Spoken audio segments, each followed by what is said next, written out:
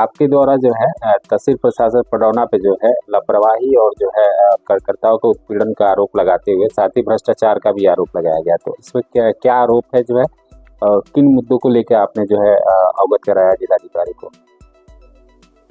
देखिए,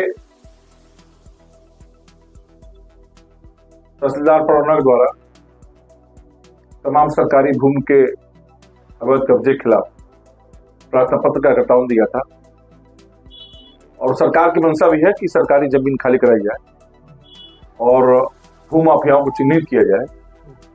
लेकिन कार्यकर्ताओं को ये धौंस देना कि मेरे खानदान के भाजपा के पहले विधायक हुए हैं और मैं खूब जानता हूं, तुम लोग को ठीक कर दूंगा, ये भाषा कहीं किसी अधिकारी को शोभा नहीं देती है।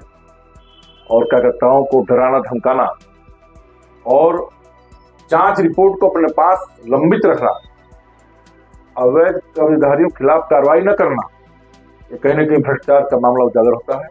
और मैंने आज माननीय जिलाधिकारी महोदय को स्वयं इस प्रकरण में अपने स्तर से जांच टीम बना के और कार्रवाई करने के लिए जो भी दोषी हो उसे निर्देशित किया है। माननीय डीएम साहब ने कहा है कि इसको मैं स्वयं एक सप्ताह में इसको मैं जांच करा के कार्रवाई कराऊंगा। आज संगठन के लोगों ने माननीय जिलाध्यक्ष संतोष जायसवाल जी की अगुवाई में माननीय जिलाधिकारी महोदय को ज्ञापन सौंपा है, जिसमें जिले के सब वरिष्ठ अधिकारी उपस्थित थे। उसमें कहा गया कि 10 दिन में अगर कार्रवाई सुनिश्चित नहीं होती है तो 10 दिन बाद विश्व हिंदू महासंघ पीड़ितों के साथ, जो पीड़ित हैं, जिनकी जमीनें भू माफियाओं ने कब्जा किया है, जो 2 कट्ठा 4 कट्ठा के मालिक है, जिनके अपने नाम से इंतखाब है, कोई मुकदमा नहीं है, कुछ नहीं है, उस जमीन को भू माफिया डरा धमका के, जो डेली कमाने खाने वाले लोग हैं, दलित, जो धांगड़ है, जो मुसहर है, उनकी जमीन को कब्जा करके भू माफिया आज उनका उत्पीड़न कर रहे हैं। तमाम व्यापारी हैं जटाहा से भैरवगंज के, उस जमीन को भी कब्जा करके और जान माल की धमकी देने का काम कर रहा है। सीलिंग की कम से कम 50 एकड़ जमीन कब्जा किए हुए हैं, नवीन प्रति की जमीन, खलिहान की जमीन, बंजर की जमीन। और ये मैं अकेले नहीं बोल रहा हूं, ये सब पेपर है और मैंने डीएम साहब को 1.5 महीने पहले इसको दिया था लिख के कि इसकी जांच कराई जाए। लेकिन डीएम साहब ने तुरंत आदेश किया, मेरे सामने व्हाट्सएप किया, लेकिन उस जांच रिपोर्ट को अभी तक तहसील में दबा कर रखा गया है। 2023 से इन भू माफियाओं के खिलाफ लड़ाई चल रही है। भैरवगंज बाजार में जाएंगे, दाहिने साइड अल्पसंख्यक समुदाय के 17 लोगों ने अवैध कब्जा किया है कई एकड़ जमीन पे। 2 करोड़ रुपए सरकार का पड़ा हुआ है जो वापस जाने की स्थिति में है। हाट बाजार बनना है, हाट बाजार का पैसा वापस जा रहा है, लेकिन तहसील प्रशासन उन भू माफियाओं के कब्जे से जमीन खाली नहीं करा पा रही है और भू माफियाओं मकान बना के बैठे हैं। बहुत पहले अनुराग श्रीवास्तव जब यहाँ एसडीएम हुआ करते थे तो उस जमीन को उन्होंने खाली कराया था। आप पेपर की जांच कराएंगे तो मालूम चलेगा। उस जमीन को यहाँ पहले सुमित तहसीलदार थे, उसी में उनको यहाँ से हटाया गया था और फिर वही काम यहाँ के माननीय तहसीलदार महोदय कर रहे हैं। भू माफियाओं को संरक्षण देने का काम तहसील प्रशासन कर रहा है, जिसको विश्व हिंदू महासंघ कहीं बर्दाश्त नहीं करेगा। इसकी लड़ाई सड़क से लेकर सदन तक हमारे जनप्रतिनिधि उठाएंगे और माननीय मुख्यमंत्री जी के पास भी ये प्रकरण बहुत जल्दी लेके जाएंगे। 47 गरीब परिवार के लोग हैं जिनके पास पैसा नहीं है कि वो जिला मुख्यालय पे जा पाए और अपनी शिकायत दे पाए, और जो शिकायत करता है उसको भू माफिया उसको वहां गांव में दौड़ा के पीटने का काम करते हैं और स्थानीय थाना कोई कार्रवाई नहीं करता। डांट डपट के सोलमा करा दिया था। विश्व हिंदू महासंघ क्या करता है, इसको कहीं बर्दाश्त नहीं करेगा। हम लोग परम पूज्य महाराज जी के सेवक हैं और हिंदू समाज में समरसता का भाव लेकर जो गरीबों का उत्पीड़न करेगा उनके खिलाफ विश्व हिंदू महासंघ लड़ेगा।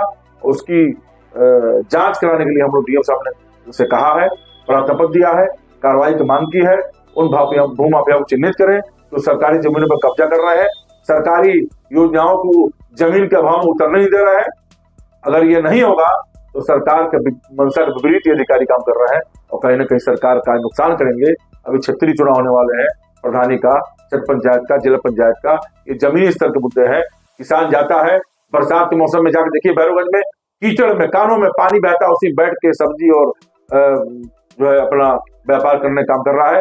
सरकार 2 करोड़ रुपया वहां के लिए दी है, लेकिन तहसील के लोग जांच, मैंने 8 पन्ने का आदेश एसोसिएशन कराया, उस जमीन को उसमें फर्जी वाड़ा करके वो जमीन अपने नाम से करा लिया था। उस 8 पन्ने में सूची से आदेश करा के मैंने खारिज कराया, लेकिन तहसील प्रशासन उसमें 2-3 महीने का सड़सठ की कार्रवाई होने के बाद भी उसको छूट दिया, वो हाईकोर्ट में जाके स्टे करा दिया। तो ये कहीं सरकार के मंशा के हिसाब से तहसील प्रशासन पड़ौना काम नहीं कर रहा है। अगर सड़सठ की कार्रवाई हुई तो तुरंत कब्जा हटना चाहिए था। अल्पसंख्यक समुदाय के लोग अवैध कब्जा कर रहे हैं, मकान बना रहे हैं और प्रशासन कान में तेल डाल सोया हुआ। मेरा आरोप है कि कहीं न कहीं इस मामले में भ्रष्टाचार में सारे अधिकारी लिप्त है। उनकी जांच माननीय जिलाधिकारी महोदय करावें और उस जमीन को खाली करावें और गरीबों की जमीन जो भूमाफिया कब्जा किया हुआ है, उन गरीबों को जमीन मिले जिससे अपना रोजी रोजगार कर सके। और सरकार की मंशा जो योगी जी का मंशा है, सबका साथ सबका विकास, वो कार्य पूर्ण हो सके। इसीलिए मैंने डीएम साहब का आज पूरी टीम के साथ ज्ञापन दिया है। एक बात और हम बताना चाहेंगे कि जो सीलिंग का मामला है, जांच मैंने 1.5 साल पर 2023 से जांच चल रही है और तहसील से आज तक रिपोर्ट माननीय डीएम साहब तक नहीं पहुंच पाई। पूर्व के जिलाधिकारी महोदय ने आदेश किया था, वो भी रिपोर्ट नहीं गई। माननीय जिलाधिकारी महोदय आए, अच्छे अधिकारी हैं, इनको भी मैंने दरखास्त दिया था, उन्होंने तुरंत व्हाट्सएप किया था, रिपोर्ट मांगी थी 1 सप्ताह में। अब तक रिपोर्ट नहीं गई। हमारे संज्ञान में जो है लीपापोती करने का काम प्रशासन तहसील का कर रहा है। इसमें एक और अधिकारी भूमिका संदिग्ध है। जब जमीन 40 एकड़ 50 एकड़ इंतखाब में बता जा रही है और उसका दान पात्र जब यहाँ रजिस्ट्रार साहब ने यहाँ उपनिबंधक अधिकारी कर रहे हैं, तो वो देखना चाहिए कि 40 एकड़ जमीन और कागज में एक आदमी नाम बन रही है और उसकी जनसूचना मांगी जा रही है, जांच कराई जा रही है, वो धड़ाधड़ दान पात्र कर रहे हैं। तो इसमें कहीं न कहीं सब रजिस्ट्रार उपनिबंधक अधिकारी पड़ौना की भूमिका भी बहुत संदिग्ध है। ये कहने में ये जानकारी हमको मिली है कि जो भू माफिया है उसके करीबी रिश्तेदार सब रजिस्ट्रार पड़ौना उपनिबंधक अधिकारी है। जो पूरे मामले में अगर जांच होगी तो उनकी भी भ्रष्टाचार की संदिग्धता पाई जाएगी। इसकी भी जांच कराने में जिलाधिकारी महोदय ने कहा है।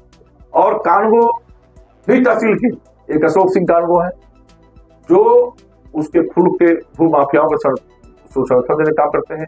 उनके ही कार्यकाल में हमने जो सड़सठ की कार्रवाई कराई थी, बाजार की जमीन का मैंने जिक्र किया है, इस पे हाट बाजार बनना था, 67 की कार्रवाई मैंने करवाई थी। लेकिन अशोक सिंह जैसे कानगो उस 67 की कार्रवाई को रोके रहे और 2-3 महीने रोके रहे और उसको पूरा समय दिया। वो हाईकोर्ट में जाके स्टे लेके उस माफिया ने, अल्पसंख्यक माफिया ने, जो वहां का पूर्व प्रधान है, उसको फंसाने का काम किया है।